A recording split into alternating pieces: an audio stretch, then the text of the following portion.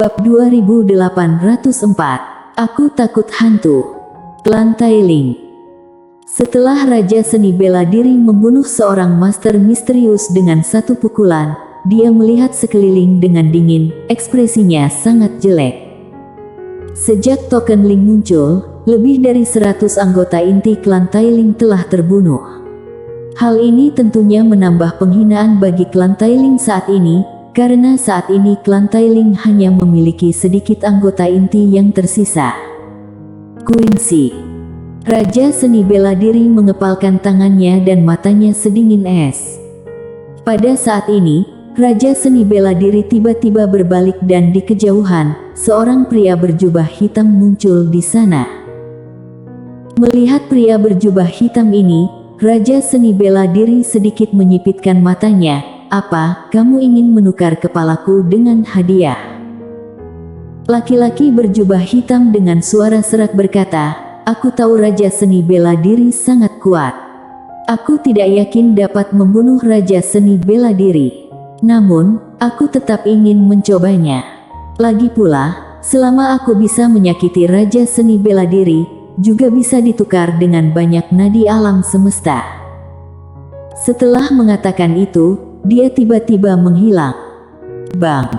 Di lapangan, cahaya hitam menyapu.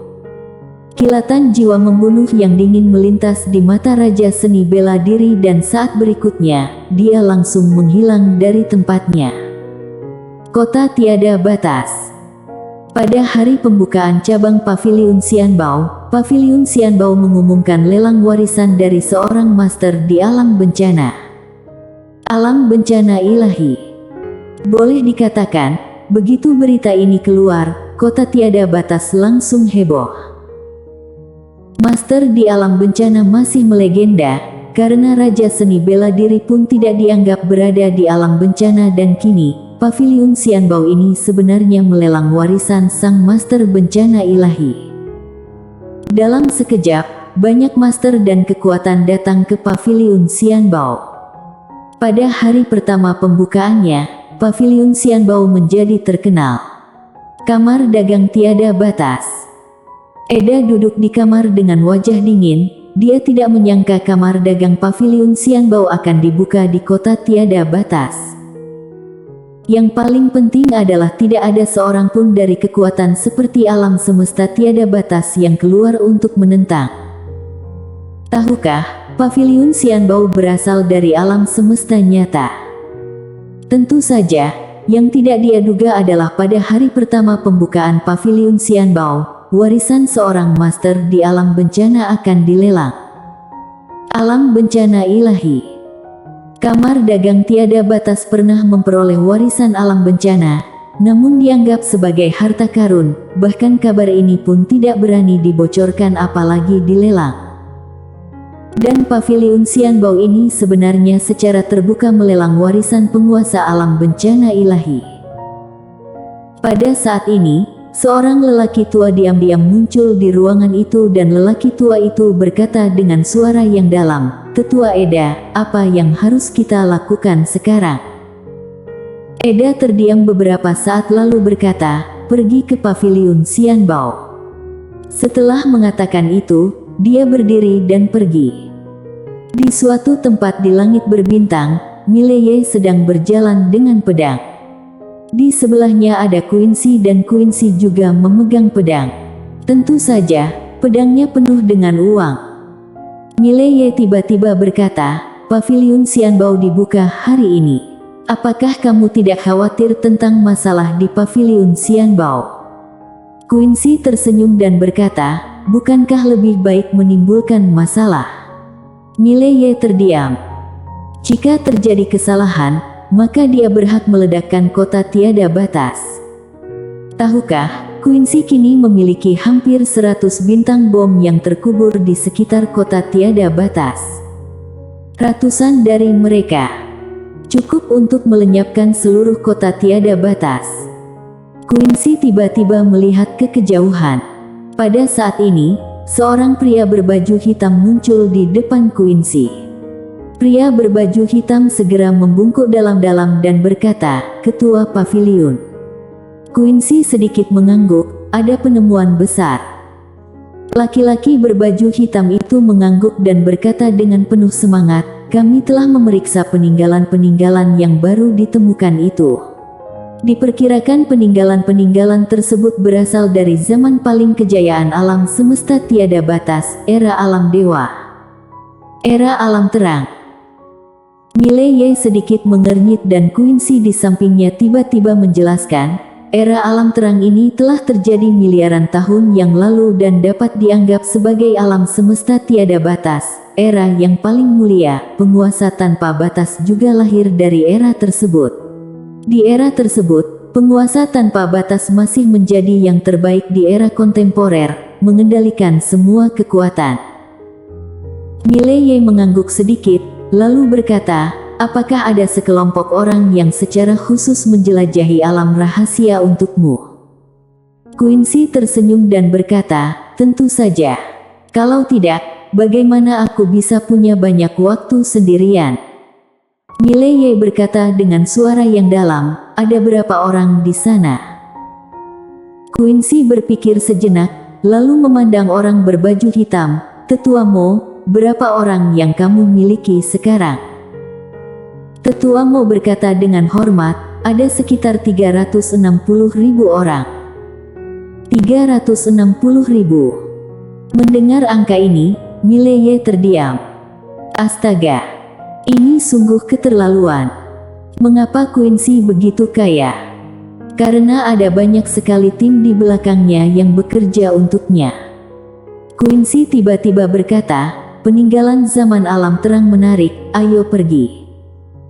Tetua Mo mengangguk dan kemudian dengan hormat memimpin jalan. Di bawah kepemimpinan Tetua Mo, Miley dan Quincy tiba di pegunungan yang luas. Saat memasuki pegunungan, Miley tiba-tiba mengerutkan kening. Pohon-pohon kuno di pegunungan ini tingginya puluhan ribu kaki, menghalangi langit dan matahari dan rumput liar serta bunga di bawah pohon kuno juga tingginya ratusan kaki. Quincy berkata dengan lembut, sepertinya belum ada yang pernah ke tempat ini. Tetua Mo mengangguk, ini benar-benar reruntuhan. Teknik pembentukan reruntuhan ini sangat kuat dan Master Dewa masih berusaha sekuat tenaga untuk memecahkannya. Quincy mengangguk sedikit, kehancuran total tidak dapat dihancurkan dengan kekerasan. Tetua Mo sedikit mengangguk. Segera, mereka bertiga sampai di tembok gunung dan di depan tembok gunung ini, ada puluhan ribu orang. Ketika mereka melihat Quincy, puluhan ribu orang ini langsung berlutut dan berkata serempak, aku menyapa ketua pavilion. Quincy mengangguk sedikit, bangun. Semua orang berdiri dan saat mereka melihat ke arah Quincy, mata mereka penuh dengan kegembiraan. Kebanyakan dari mereka memiliki bakat kultivasi yang buruk dan tidak dihargai di dunia sekuler.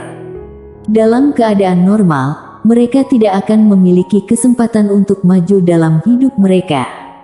Namun, Quincy menghargai mereka dan tidak hanya mendukung mereka, tetapi juga menghargai mereka dan memberi mereka kesempatan. Dalam hati mereka, Quincy ada seperti dewa.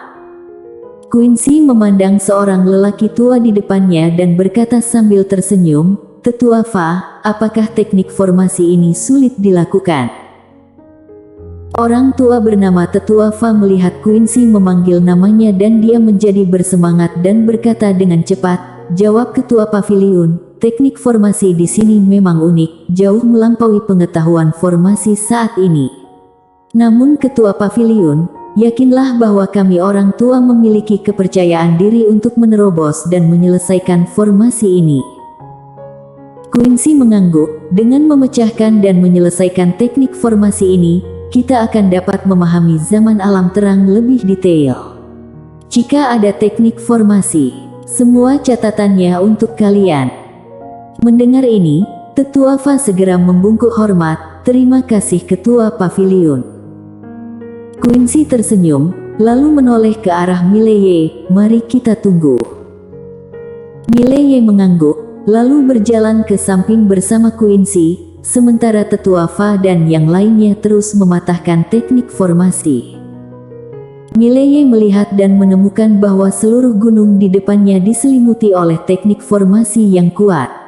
Bom bintang milik Quincy juga seharusnya mampu menghancurkan, tapi seperti yang dikatakan Quincy, jika menggunakan bom bintang untuk menghancurkan, itu mungkin akan menghancurkan kehancuran total ini. Seolah sedang memikirkan sesuatu, Mileye tiba-tiba bertanya, "Nona Quincy, setelah menerobos teknik formasi tadi, kamu dapat memahami era alam terang lebih detail." Quincy memandang Mileye dan tersenyum, "Apakah menurutmu setiap kali aku datang ke reruntuhan ini, itu benar-benar untuk apa yang disebut uang dan benda ilahi?" Mileye ragu-ragu sejenak, lalu berkata, "Benarkah?" Quincy memutar matanya ke arah Mileye, "Meskipun peninggalan alam rahasia ini punya banyak uang, bagiku itu bukan apa-apa." Mileye berkata dengan sungguh-sungguh, "Kamu ingin memahami era itu melalui reruntuhan kuno ini."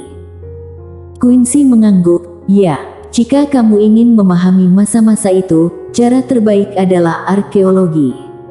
Mileye mengangguk, "Aku mengerti." Quincy berkata dengan lembut, "Peradaban dari banyak era sangat menarik. Dan aku juga ingin melihat apakah ada peradaban teknologi yang legendaris. Sayangnya, sejauh ini, aku belum menemukan satupun dari mereka dan aku telah menemukan beberapa, tetapi teknologi itu." Saat dia mengatakan itu, dia menggelengkan kepalanya sedikit, sulit untuk dijelaskan dalam satu kalimat. Mileye tersenyum dan berkata, "Kamu ingin menemukan peradaban teknologi alam terang." Quincy tersenyum dan berkata, "Jalan sains tidak ada habisnya. Bahkan sains dan teknologi yang aku kuasai sekarang hanyalah puncak gunung es, karena beberapa fantasi ilmiah kita sendiri belum dapat terwujud. Oleh karena itu, aku pikir mari kita lihat apakah ada peradaban teknologi tinggi atau peradaban khusus lainnya." Mileye mengangguk, "Aku mengerti." Quincy tersenyum tipis, "Sebenarnya aku ingin ngobrol dengan adikmu Destiny, karena pemahamannya tentang seni bela diri dan semua makhluk hidup hanya bisa dibilang menakutkan. Ngobrol dengannya, seharusnya aku mendapat banyak manfaat. Namun sayangnya, dia tidak suka mengobrol dengan orang lain dan emosinya tidak terlalu baik." Mileye tersenyum dan berkata, "Ini masalah kecil. Lain kali aku akan mengajakmu menemuinya, kamu bisa menanyakan apapun yang ingin kamu tanyakan." Quincy berkedip, "Setuju." Mileye tersenyum dan berkata, "Tentu saja." Saat ini, seluruh gunung di depan dua orang itu tiba-tiba bergetar hebat dan kemudian, lingkaran cahaya meluap dari gunung dan kemudian perlahan menghilang di sekitarnya. Di sampingnya, Tetua Fa berkata dengan semangat, "Ketua Paviliun, teknik formasi telah dipatahkan." Quincy tersenyum dan berkata, "Terima kasih atas kerja kerasmu."